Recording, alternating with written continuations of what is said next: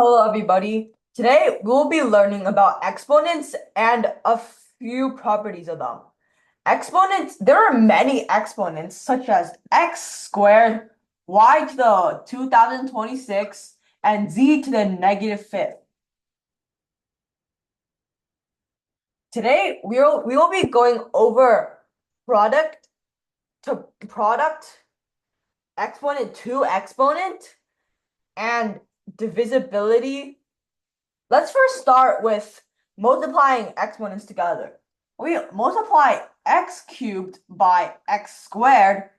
We would normally expect this to be x, and 3 times 2 equals to x to the 6th.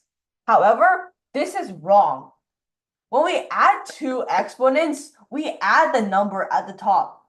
So x cubed times x squared equals to x 3 plus 2, which is x to the 5th. Next, let's talk about dividing exponents. When we divide exponents, we do the same thing as multiplication, but just in the other way.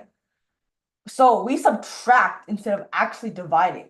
So this is x cubed minus, so x to the power of 3 minus 2, which is equal to x. Finally, we're going to talk about raising a power to a power, such as x squared squared. In this type of problem, we will actually square this 2 term instead of doing everything else that we've done. So for example, x3 squared equals to x3 times 3, which equals to x to the 9. Now let's have a few practice problems. Let's try to solve x to the 5th times x to the 4th. The answer is x to the 9th. This is because this is x to the 5th plus 4, which is x to the 9th. Next, let's try to compute x to the 2026 divided by x to the power of 2025. This is equal to x, since x to the power of 2026 minus 2025 equals to x to the 1. Finally, let's try to compute x to the power of 3 to the power of 0.